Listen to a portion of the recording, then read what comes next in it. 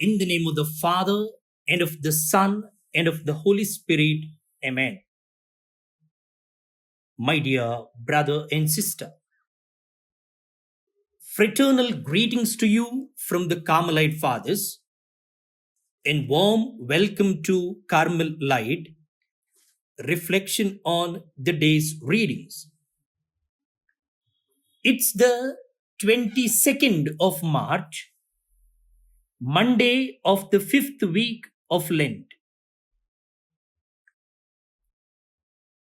This day is marked as World Water Day. And now let's pay attention to the inspiring life of the saint of the day. Over to Larissa. On the 22nd of March, the Church venerates Saint Maria Josefa Sancho de Guerra, a Spanish Roman Catholic nun who established her own congregation known as the Servants of Jesus of Charity. She wanted her new congregation to focus on the care of the sick and the poor. She assumed the name of Maria Josefa of the Heart of Jesus and had a particular devotion to the Holy Eucharist, the Passion of Christ, and the devotion of the Blessed Virgin. Maria Josefa was born on 7 September 1842 in Spain, the eldest daughter of a large Spanish Catholic family. Her father died at a young age, leaving her mother responsible for the family well-being. Maria was sent to Madrid to live with wealthy relatives while receiving an education. Maria's mother was religious and had trained her daughter in the Catholic faith, but was surprised to find Maria return from Madrid at the age of 18, insisting on joining a convent. Maria felt on fire for a religious vocation and kept begging her mother for permission to enter. Maria joined the Institute of the Servants of Mary, but soon felt uncertain about whether she had chosen the right path. After speaking with various confessors and praying with her uncertainty, she left the institute. Maria had felt the call to establish her own order, sharing the same ideal with three other servants of Mary, who, with the permission of Cardinal Archbishop of Toledo, went out together with her with the same purpose. In 1871, at the age of 29, Maria Josefa founded the Servants of Jesus of Charity that focused on caring for Christ in the least of his people, the children, sick, elderly, and the poor. When she became the order's first superior, she took the name Maria Josefa of the Heart of Jesus. Since then, and for the succeeding 41 years, she was superior of the new Institute of the Servants of Jesus. She embarked on difficult trips to visit the different communities until a long sickness confined her inside the house and she was obliged to stay in bed or in an armchair.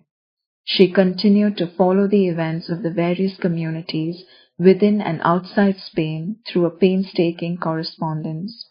On her death on 20th March 1912, which happened after long years of suffering, there were 43 houses founded and the number of her sisters reached more than 1,000.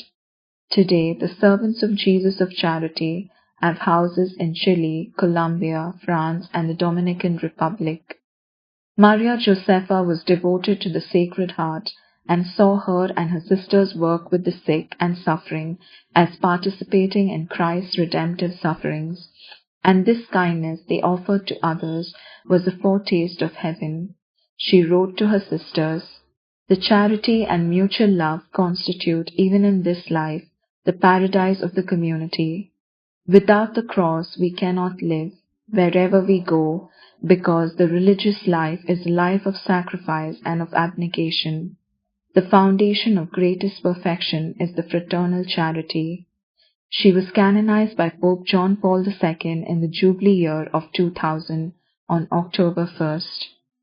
Placing all our petitions before her today, let us pray. Almighty Father, you chose Saint Maria Josefa of the Heart of Jesus to make your merciful love present in the world of pain. Grant us the grace that through her intercession we may clothe ourselves with the knowledge of the goodness and love of your divine heart. We ask this through our Lord Jesus Christ, your Son. Amen. My dear friends, we have the gospel reading taken from John chapter 8, verses 1 to 11 for our reflection today. A reading from the Holy Gospel according to John. At that time, Jesus went to the Mount of Olives. Early in the morning, he came again to the temple. All the people came to him, and he sat down and taught them. The scribes and the Pharisees brought a woman who had been caught in adultery, and placing her in the midst, they said to him, "Teacher, this woman has been caught in the act of adultery. Now, in the law, Moses commanded us to stone such women. So what do you say?" This they said to test him, that they might have some charge to bring against him. Jesus bent down and wrote with his finger on the ground. And as they continued to ask him, he stood up and said to them, "Let him who is without sin among you be the first to throw a stone at her." And once more he bent down and wrote on the ground. But when they heard it, they went away one by one, beginning with the elder ones. And Jesus was left alone with the woman standing before him. Jesus stood up and said to her, "Woman, where are they? Has no one condemned you?" She said, "No one, Lord." And Jesus said, "Neither do I condemn you. Go, and from now on sin no more."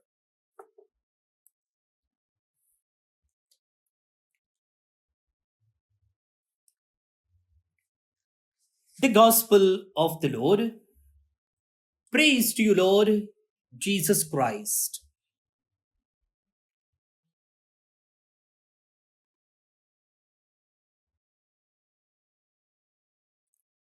My dear brother and sister,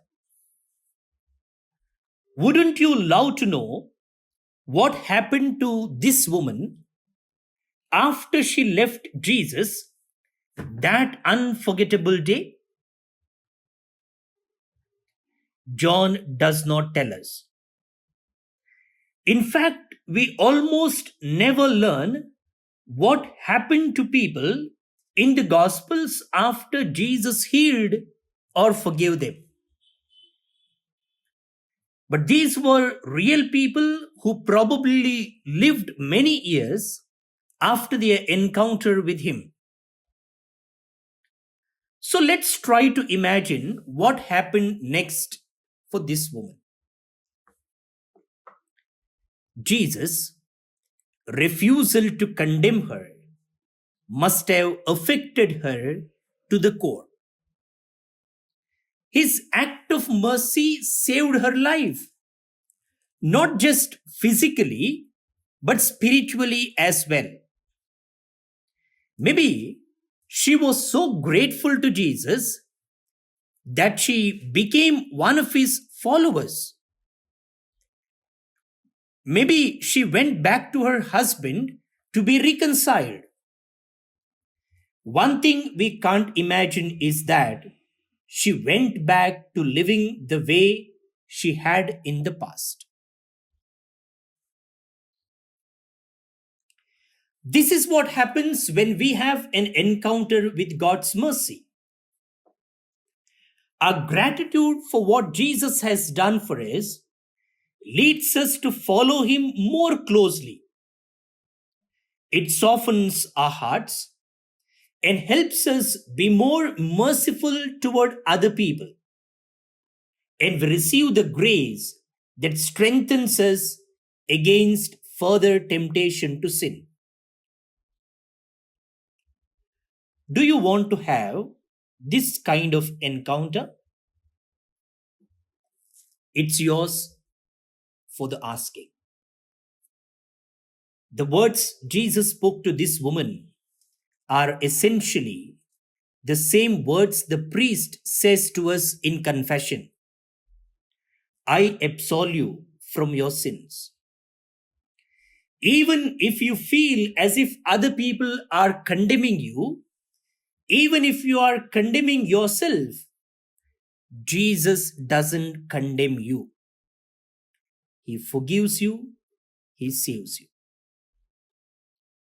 Over these next 2 weeks, take advantage of the opportunities that will be offered at your parish or one nearby to go to confession. Let Jesus' mercy set you free. Then spend the remaining days leading up to Easter thanking Him for loving you so much. Let your gratitude move you to follow your Savior even more closely and to be just as merciful to the people around you as He is to you. Jesus, thank you for your unending mercy. Amen.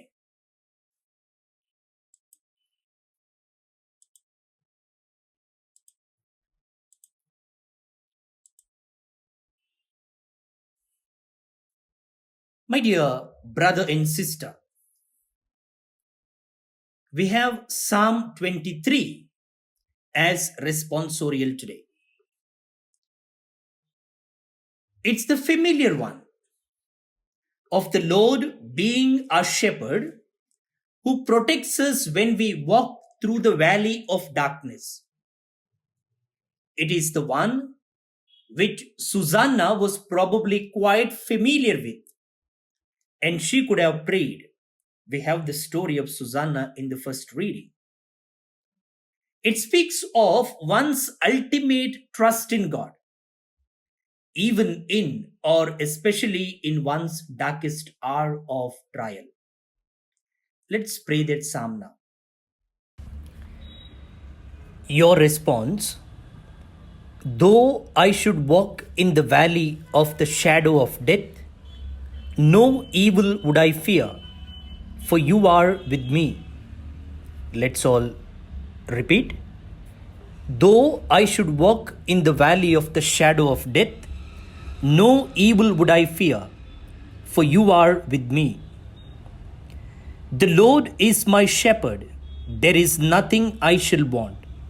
Fresh and green are the pastures, where He gives me repose. Near restful waters He leads me, He revives my soul. Our response: though I should walk in the valley of the shadow of death, no evil would I fear, for you are with me. He guides me along the right path for the sake of His name. Though I should walk in the valley of the shadow of death, no evil would I fear, for you are with me. Your crook and your staff will give me comfort. Our response: though I should walk in the valley of the shadow of death, no evil would I fear, for you are with me. You have prepared a table before me in the sight of my foes. My head you have anointed with oil. My cup is overflowing. Our response: though I should walk in the valley of the shadow of death, no evil would I fear, for you are with me. Surely goodness and mercy shall follow me all the days of my life. In the Lord's own house shall I dwell for length of days unending. Our response: Though I should walk in the valley of the shadow of death, no evil would I fear, for you are with me. Glory be to the Father, and to the Son, and to the Holy Spirit, as it was in the beginning, is now, and ever shall be, world without end. Amen. Prayer for relief from the coronavirus. Almighty and merciful God, who show your love to all creation everywhere, hear graciously the prayers we make for all those affected by the coronavirus in various parts of the world. We come before you asking for an efficacious control of the outbreak, for a healing of those affected, for the victims and their families. We thank you for blessing the efforts of our research scientists working on the development of a vaccine. We pray that these vaccines will be effective in combating the virus and its mutants and in controlling the spread of the pandemic. We pray that the vaccine be available for all our people, even the poor and those in rural areas. We pray for doctors, nurses, and health workers who are in the front line of this battle, that they be kept safe and have the strength and courage to continue their heroic efforts. We pray for the government and health authorities that they take appropriate steps for the good of the people. We make this prayer through Christ our Lord. Amen. Pray for God's blessing, my dear friends. May Almighty God bless you, the Father and the Son and the Holy Spirit. Amen. Today, we remember all those who are celebrating their birthdays, especially Stalin DeCosta from Sadashivgad, Karwar, Sibi Baby from London, Francis D'Souza from Attur, Karkal, Marcus Almeida from Kundapur, Udupi, Vijay Wilson Desa from Karkala, Udupi, Chris Rodriguez from Bengaluru, Diana D'Souza from Kulshekar, presently in Dubai, Esther Dikunna from Bengaluru, Elizabeth Sikwera from Bajpe, Mangalore. Wish you all a happy birthday. God bless you. We pray for the departed soul of Noreen Machado from Kalyanpur and Jerome Cordero from Mira Road, Mumbai. It's his first death anniversary today. May the Lord grant them eternal rest. That's all for today, my dear friends. Have a great day and a great week. See you tomorrow. Bye-bye.